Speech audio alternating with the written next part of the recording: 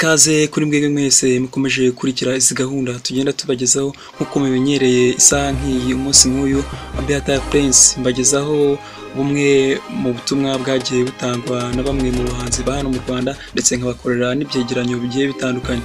Mu kanya ngiye kugaruka nkubwira ubu ngubu tugiye kugana he, twerekeje he, documentaire yacu iri ahagana hehe. Mu kanya ntuze gucikwa. Gute Konti nigga, wir gute Konti nigga, gute Konti nigga, gute Konti nigga, wir gute Konti nigga, gute Konti nigga, gute Konti nigga, wir gute Konti nigga, gute Konti nigga. Nkuko nimaze kubikubwira ubu ngubu tugiye kwerekeza mu mujyi wa Kigali, tugiye kureba groupe cyashya hano mu Rwanda. Ni groupe irimo kubicara bigacika, ubu ngubu igeze ku bintu bihambaye. Iyi groupe nta yindi ni Stone Church. Iyi groupe abantu benshi bazi ko ari groupe yaje iva muri Tuff Gang, ikaba groupe Stone Church, ariko ubu ngubu twegereye bamwe mu bayigize aribo Bulldog, Fireman, Young Ton, Nick Breeze ndetse na Green P. Batubwira byinshi mu byifuzo ndetse n'imishinga yabo bafite.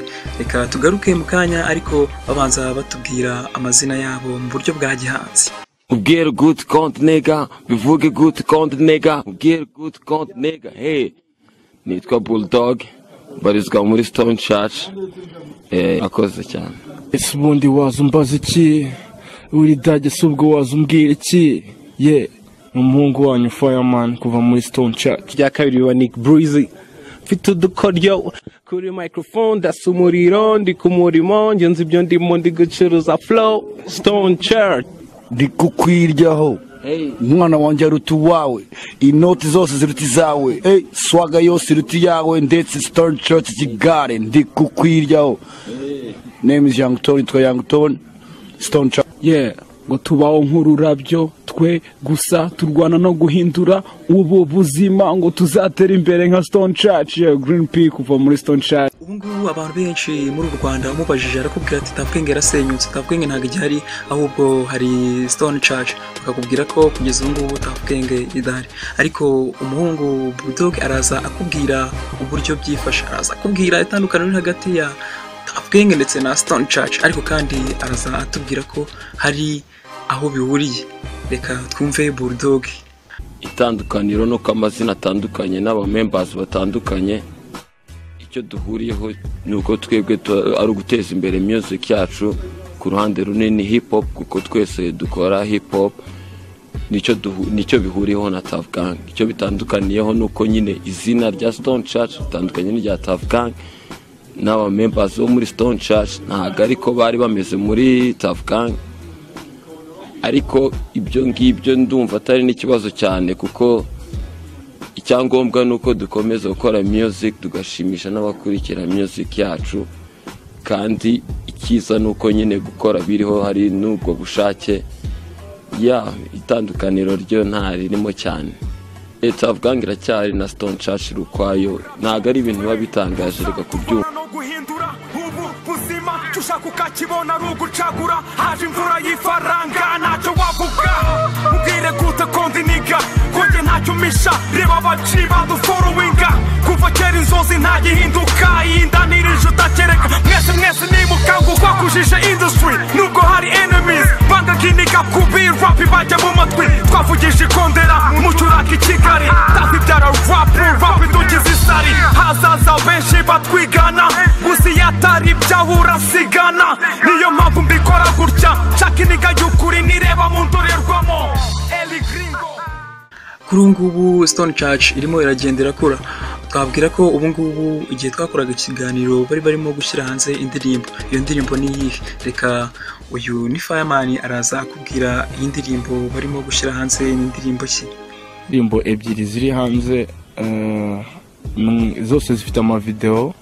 Ni indirimbo ya mbere yitwa Imirimo, video yayo nayo irahari, n'iya kabiri niyo iyi ngiyi yitwa Ndi Nigga. Urebye impamvu rero dutangiriyeho dupromotinga cyane nuko ari video ishaka kwerekana, cyangwa se indirimbo ishaka kwerekana kuri ubushyashya n'imbaraga nshyashya tuzanye muri hip hop nyarwanda. Kugeza ubu ngubu dufite indirimbo ebyiri, ariko dufite amaproje menshi, izindi ziri mu studio, izindi bari gushutinga. Ni ibikorwa byinshi cyane tugarutse tugarukanye imbaraga nyinshi cyane zitandukanye n'izo twari dufite mbere mu bindi bikorwa bitandukanye.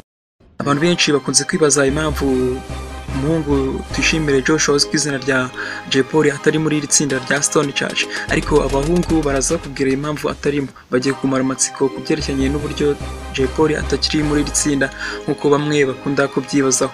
Reka Fireman aze akumara amatsiko y'ibyo ngibyo. Ntabwo Jay Polly yari ahari nk'uko Bulldog yakomeje abivuga, dukunda guhura kenshi, tuba turi kumwe na bagenzi banjye kubibona nk'uko turi kumwe inshuro nyinshi.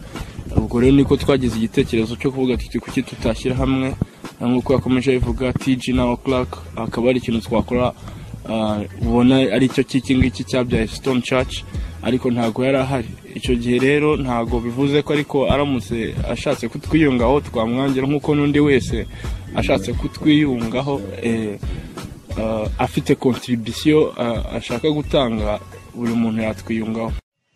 Yo, ese ubundi wazumbaza iki? Uri dage subwo wazumbwira iki? Ya mihanda yabimaze iki? Bashaka kumva money twihiringira atumi niga yigira akishyura fagitire ikishimikire kuri amaniga.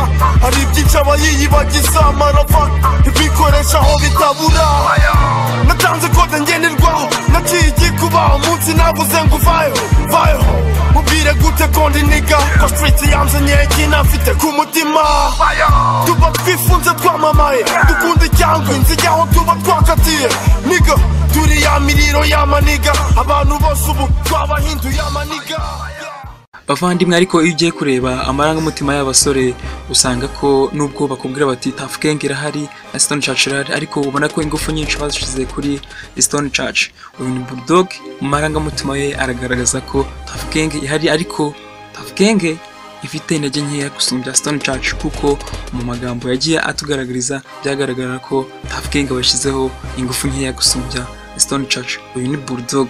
Ibyo ngibyo ntabwo ariko bimeze, kandi niyo gushwana byabaho ntabwo ariyo groupe ikomeye cyane abitandukanye.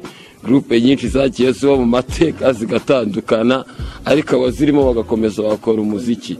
Ariko nta nubwo bigoye cyane kuzavuga ngo wenda ibya Tuff Gang byarangiye, kuko kubivuga ntacyo byadutwara, nta n'uwagira icyo adutwara. Icyangombwa ahubwo ni uko abantu bacu, abantu bakunda music yanjye, abantu bakunda music ya Nick Breeze na bagenzi banjye badushyigikira bisanzwe.